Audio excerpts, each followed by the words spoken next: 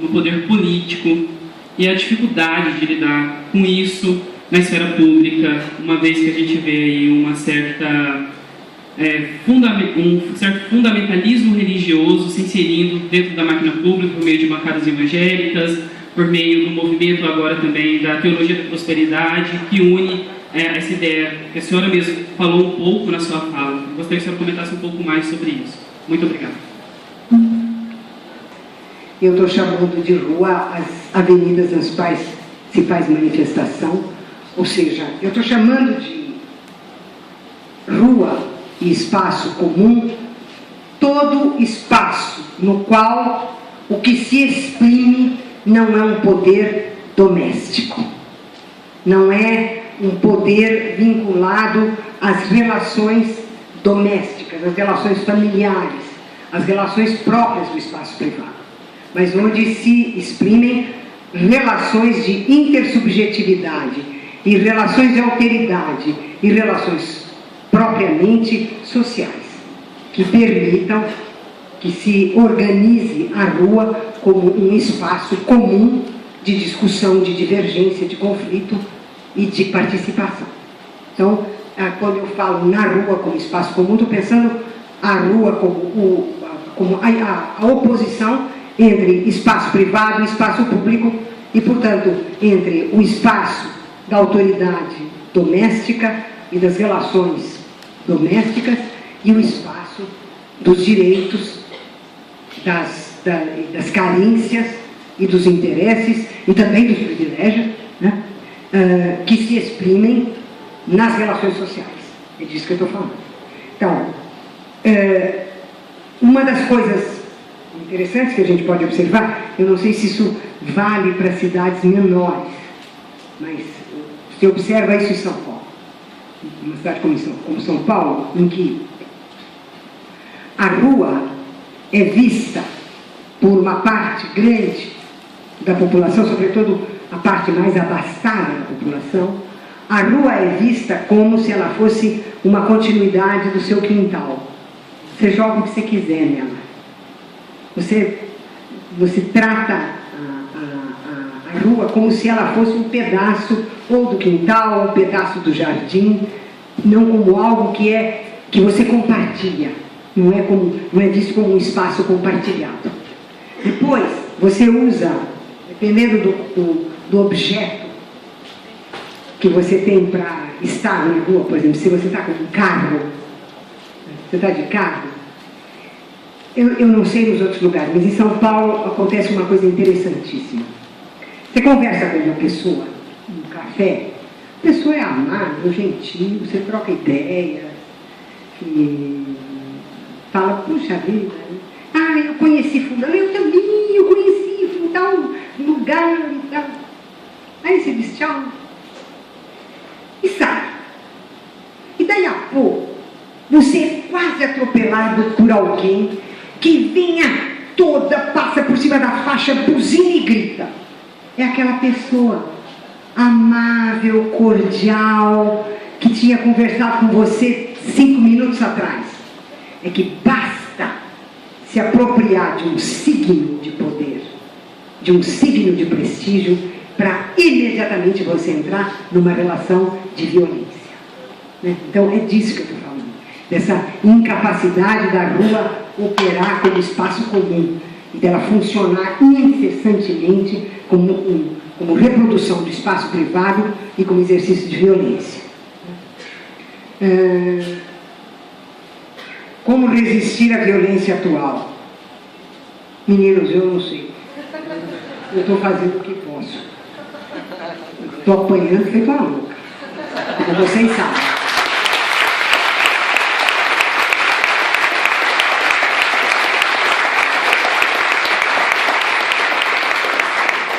Porque o que eu penso é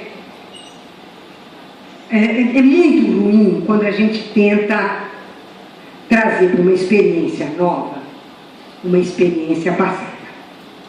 Então, eu não quero de jeito nenhum que vocês me tomem como saudosista e nem que eu ache que o que a gente fez nos anos 60 e 70 se possa fazer agora. É outro tempo, tudo é outro.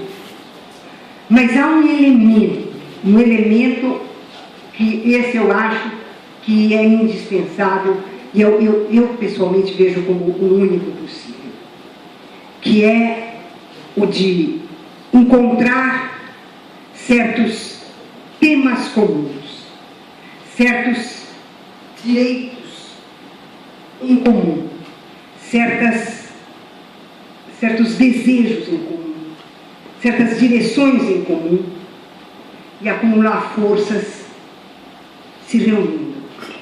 Nós temos que formar grupos, coletivos, todas as formas já existentes e formas novas e inventivas de organização coletiva, para que nós próprios possamos entender o que está se passando, quais são os pontos em que somos frágeis, quais são os pontos em que somos fortes, e que novas ações nós podemos realizar. Eu acho que nós não podemos nos acomodar de maneira nenhuma, mas ao mesmo tempo nós não podemos intempestivamente achar que temos forças acumuladas o suficiente para vencer o que está aí. Quando vocês, eu não sei se vocês têm acompanhado, mas eu acompanho desde o começo as coisas que o Assange, o Snowden e a imprensa internacional, especialmente o Guardian, publicaram sempre do que estava acontecendo no Brasil. Então, as forças que estão visíveis para nós, que são essas forças políticas, elas são a ponta de um iceberg de forças nacionais e internacionais poderosíssimas. Poderosíssimas. Na primeira vez que eu li alguns dos materiais do Assange e do Snowden, eu disse para alguns colegas, eu disse, a gente perdeu antes mesmo de entrar na guerra. Tal é o poderio dos que estão fazendo o que estão fazendo aqui no Brasil, graças a esses serviçais que eles têm. Então, eu acho que nós temos que fazer uma avaliação.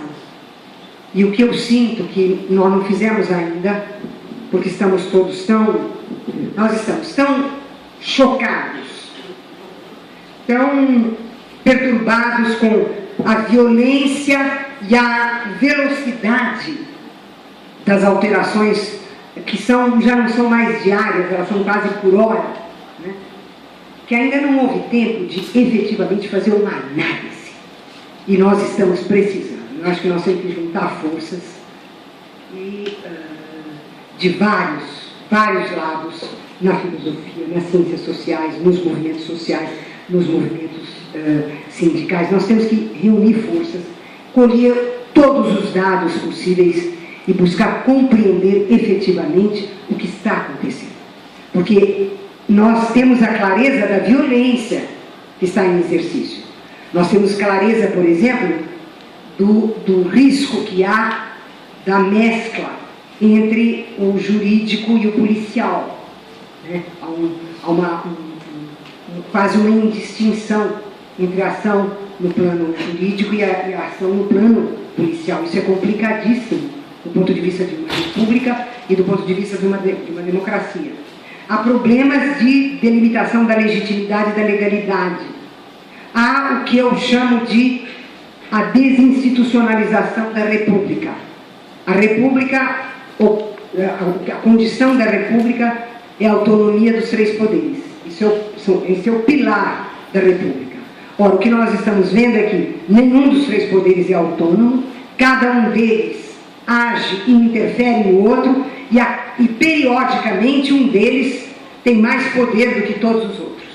Então, você não tem efetivamente uma república, porque você não tem o funcionamento autônomo e igualitário dos três poderes. Você tem uma disputa entre os três poderes. Né? Há também o que eu chamo de uma desconstrução da democracia, que é o programa neoliberal e a abolição de todos os direitos sociais e a sua transformação ou em serviços ou no diferencial que cada capital humano vai trazer para a empresa onde ele vai prestar serviços, né? Então, você tem aquilo que eu considero o núcleo do autoritarismo brasileiro, que é o fato de que é uma sociedade polarizada entre o privilégio das classes dominantes e as carências das classes populares. É isso que impede que a gente crie direitos, porque a polarização entre a carência e o privilégio, né? Essa polarização é a que está sendo retomada, né? E retomada na forma de projetos de lei, de emendas constitucionais, e que, portanto, está reinstitucionalizando o país à custa da destruição de todas as conquistas democráticas. Agora, isso é o que a gente percebe, é o que a gente vê. É preciso análise disso. E formas, eu tenho visto a criação de coletivos, o Levante da Juventude, o Movimento do Passe Livre, há uma série de coletivos no Brasil inteiro se formando, e esses coletivos, alguns trazem formas originais de intervenção no espaço público e outros trazem propostas de iniciar análises sobre o que está acontecendo no Brasil. Eu acho que nós temos que fazer as duas coisas e acumular forças e não pensar, lembrar sempre do início do 18 primário, na primeira vez como tragédia, na segunda como farsa. Não pensar, portanto, que a gente pode aqui agora repetir o que tentou, o que fez e o que conseguiu anos atrás. É novo, nós estamos num momento novo, em condições novas. Um dos elementos novos é a mudança tecnológica, é a presença da organização econômica não mais na forma do fordismo, do terrorismo, mas na forma do toyotismo. E, portanto, a fragmentação e dispersão de toda a classe trabalhadora, o desemprego, chamado agora de flexibilização, que é a precarização, né? E que, portanto, o desemprego é estrutural. Ou seja, nós estamos... as formas de comunicação. Eu acho que nós temos um problema com as novas formas de comunicação, porque, por um lado, elas fazem frente ao monopólio da informação pela mídia, mas, por outro lado, elas têm dois problemas. Graças ao anonimato, elas podem produzir a falsa informação num grau mais violento do que a própria mídia, e nós estamos vendo isso acontecer. E, por outro lado, a nossa condição. Nós somos usuários, e como usuários, nós não temos o controle técnico-científico, o controle tecnológico do objeto que nós estamos usando. Nós somos controlados por esse objeto. Nós estamos numa sociedade da vigilância e do controle, em que as redes de informação é que nos controlam. Se vocês pensarem que existe um organismo no Japão e um organismo nos Estados Unidos que detém todos os endereços em escala planetária e a totalidade das informações que circulam no planeta, você tem que perguntar, mas quem é que tem a gestão dessa informação? E como é que ela é gerida? Eu costumo oferecer como um contraponto, para que fique claro o que eu quero dizer, que nós, como usuários, não temos autonomia sobre o objeto que nós usamos. Eu costumo fazer o contraponto com o que os revolucionários da Revolução Inglesa do século XVII fizeram. Os radicais da Revolução Inglesa do século XVII faziam o seguinte: a imprensa tinha praticamente acabado de ser descoberta, né? Então, cada revolucionário, na sua casa, fabricava uma prensa de madeira, os tipos de madeira, com plantas e ervas fabricava a tinta, com resíduos de de papéis, de pergaminhos, de tudo que se encontrasse. Fabricava-se papel e os caras iam para uma assembleia. Cadê? A assembleia discutiam e tiravam um conjunto de resoluções. Cada um ia para um canto, pegava a sua prensa, imprimia as resoluções e distribuía. Ou seja, você tem um objeto técnico precioso, a imprensa, sobre o qual você tem o controle total. Você fabrica a prensa, você fabrica os tipos, você fabrica a tinta, você fabrica o papel, você imprime e você distribui. Isso é o controle e a autonomia sobre um meio de comunicação. É isso que nós temos com relação à internet. Esse é o nosso poder sobre a internet. Nós temos autonomia sobre ela? Não, não temos. Eu não estou dizendo que ela é para ser afastada e dispensada, não é isso. O que eu estou dizendo é, nós temos que ter uma percepção menos entusiástica, uma percepção um pouco mais crítica dos limites dessa forma de comunicação da qual nós dispomos. Ela é importantíssima, nós temos visto o papel que ela tem, mas ao mesmo tempo nós não temos poder sobre ela, nós não temos o controle sobre ela, e ela é, do ponto de vista das máquinas postas em funcionamento, das coisas postas nas esquinas, das escutas postas nos telefones, daquilo que é posto no controle dos computadores, do celular, nós estamos sob vigilância contínua, nós estamos 24 horas sob vigilância e sob controle. Então, há um limite para o nosso otimismo com relação à liberdade e à democratização da comunicação que as novas tecnologias trazem. Elas trazem isso, mas nós não podemos, de maneira nenhuma, pôr de lado a outra face da moeda e os problemas que isso traz. Então, é um momento novo, é um momento em que as ações exigem um pensamento novo, práticas novas, análises novas, ou seja, nós não temos modelos. Não temos modelos para seguir.